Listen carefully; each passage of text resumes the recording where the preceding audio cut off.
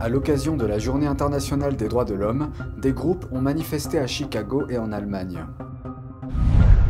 Pékin assouplit ses politiques sanitaires et le nombre de patients touchés par des symptômes de fièvre augmente considérablement. Jimmy Lai va passer plus de 5 ans en prison. Le magnat de Hong Kong est-il derrière les barreaux pour une raison légitime ou est-ce une violation de la liberté de la presse ? Bienvenue dans Regard sur la Chine. Avant de commencer, je vous informe que le programme Regard sur la Chine sera diffusé sur la nouvelle chaîne Regard sur la Chine NTD à partir de janvier. Je vous invite à cliquer dès maintenant sur le lien en dessous de cette vidéo pour vous abonner. En effet, suite aux élections américaines de 2021, notre chaîne NTD française s'est vue retirer sa monétisation sur YouTube. En d'autres termes, nous ne bénéficions d'aucun revenu depuis cette période. Pour que nous puissions continuer à vous informer dans de bonnes conditions, vous pouvez nous soutenir en vous abonnant et en partageant le lien de la nouvelle chaîne. Merci pour votre attention et j'espère vous retrouver très vite sur la nouvelle chaîne de Regard sur la Chine. Un rassemblement en faveur des droits de l'homme en Chine a eu lieu dans la ville allemande de Nuremberg. Cette ville a une grande portée symbolique en termes de droits humains. En effet, c'est là que s'est tenu le célèbre procès de Nuremberg contre les nazis après la Seconde Guerre mondiale. Voici la suite. Le passé et le présent ont convergé au cœur de Nuremberg. C'est là que des défenseurs des droits de l'homme ont élevé leur voix contre la persécution du Falun Gong qui dure depuis des décennies. Cette pratique de méditation, également connue sous le nom de Falun Dafa, a été brutalement réprimée par le régime communiste chinois. Vêtus d'uniformes bleus, les pratiquants de Falun Gong ont formé une fanfare. Leur musique transmettait des vœux et les principes fondateurs de leur foi, vérité, compassion et tolérance.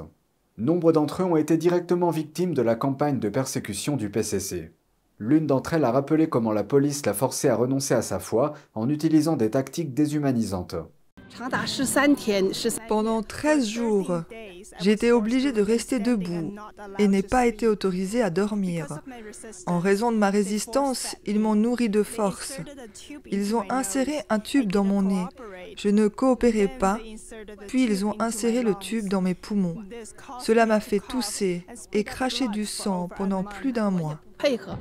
Zhao a déclaré qu'elle avait intenté 2 procès contre Jiang Zemin. L'ancien chef du parti a lancé la persécution du Falun Gong à l'échelle nationale en 1999. Il est récemment décédé d'une leucémie et d'une défaillance de plusieurs organes. D'autres groupes religieux en Chine subissent des pressions similaires. Elga Moll en a donné un exemple en montrant le drapeau tibétain sur son couvre-chef. Si vous montrez cela, si vous le montrez dans les manifestations, dans notre veillée, si vous montrez cela au Tibet, c'est considéré comme une offense politique et vous allez dans un camp de travail ou en prison pour au moins 10 ans, juste pour ça. Leur récit évoque l'histoire de Nuremberg, autrefois un centre pour la propagande nazie. Cependant, entre 1945 et 1946, les dirigeants nazis ont été jugés pour leurs crimes dans la salle d'audience du palais de justice de Nuremberg. Le procès de Nuremberg a établi le droit pénal international, rendant toutes les personnes, même les chefs d'État, responsables des crimes contre l'humanité. Je m'adresse à ceux qui sont impliqués dans les persécutions, que ce soit contre le Falun Gong ou les Ouïghours, ils devraient cesser de le faire car ils seront tenus responsables de leurs actes. Le rassemblement s'est terminé par une pacifique veillée aux chandelles, appelant à la justice dans la ville historique. À l'occasion de l'anniversaire de la Déclaration universelle des droits de l'homme, un groupe a manifesté dans le centre-ville de Chicago. Voici la suite.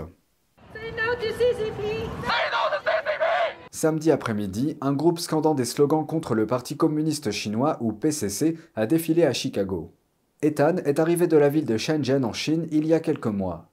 Il dit qu'il n'a pas peur de s'élever contre le PCC. Si vous critiquez le PCC ou le chef du parti, vous serez arrêté, interrogé et censuré. J'ai été traité de cette façon en Chine. J'ai une profonde compréhension du poison de la gouvernance totalitaire et du contrôle de la pensée individuelle. J'en ai une expérience personnelle, mais je n'ai pas peur, même s'ils m'arrêtent à mon retour en Chine. Nous avons besoin de gens qui se lèvent. Nous avons besoin de guerriers. Alan Chan a vécu à Hong Kong où il a fait l'expérience de la répression par le PCC des manifestations contre la loi sur l'extradition en 2019. Il dit que les êtres humains doivent avoir le droit de vivre dignement. Dans le cas de la Chine, Ce n'est pas simplement une question de conditions de vie ou de politique draconienne, ou dans le cas de Hong Kong, ce n'est pas juste une question de liberté d'expression. Le sujet est cette répression politique. La question est plutôt celle de la dignité humaine, celle de vivre comme un être humain. Ce sont nos droits, et ils ne doivent pas nous être retirés. Parmi les manifestants figuraient des personnes originaires de Chine continentale, de Hong Kong, de Taïwan, du Tibet et de Chicago. La manifestation s'est brièvement arrêtée devant un magasin Apple. Cela a été pour condamner le traitement inhumain infligé par Foxconn, fournisseur d'Apple, aux employés de Jiangzhou en Chine pendant un confinement. Le rassemblement s'est terminé devant le consulat chinois. La Chine a assoupli les restrictions sur le transport de marchandises samedi. Il s'agit d'une première étape vers l'abandon de la politique du zéro Covid-19. Cela vise à garantir aux citoyens un accès adéquat aux médicaments. Mais les rues de Pékin restent encore largement vides. Voici la suite. Le démantèlement de la politique chinoise du zéro Covid s'accélère peut-être, mais cette mesure semble être accueillie avec prudence par les habitants, comme cet étudiant de 18 ans prénommé Tan. J'ai vraiment peur d'être infecté, car le nombre de personnes infectées augmente progressivement à Pékin. Mais je dois sortir et faire quelques courses aujourd'hui. Cela fait 3 semaines que je repousse mes sorties à cause du Covid. Après de nombreuses protestations, les autorités chinoises ont abandonné la politique du zéro Covid. Si cette décision a été accueillie favorablement par un public fatigué, des inquiétudes ont également été exprimées quant à une éventuelle augmentation des infections. Les tests étant désormais moins nombreux et les personnes présentant des symptômes légers ou nuls étant autorisées à rester en quarantaine chez elles, l'accent est désormais mis sur la fourniture de médicaments en quantité suffisante et sur le renforcement du système de santé du pays. Samedi, la Chine a annoncé qu'elle cesserait de contrôler les chauffeurs de camions et les équipages transportant des marchandises dans le pays. Cette mesure libère en partie la chaîne d'approvisionnement qui avait été mise à mal par l'obligation de présenter des résultats négatifs aux tests Covid ou des codes sanitaires au point de contrôle pour les transporteurs de marchandises. Les autorités ont déclaré que la suppression de ces obstacles visait à garantir un approvisionnement régulier en médicaments et en articles tels que les kits de test. Dans de nombreuses villes chinoises, de longues files d'attente se sont formées dans les pharmacies pour les personnes souhaitant acheter des médicaments contre la grippe et des masques. La commission de la santé de la ville de Pékin a indiqué que le nombre de patients présentant des symptômes similaires à la grippe la semaine dernière était plus de 6 fois supérieur à celui enregistré 2 semaines auparavant. Et dimanche, 16 fois plus de patients se sont rendus dans des centres de la ville pour traiter la fièvre qu'au cours de la semaine précédente.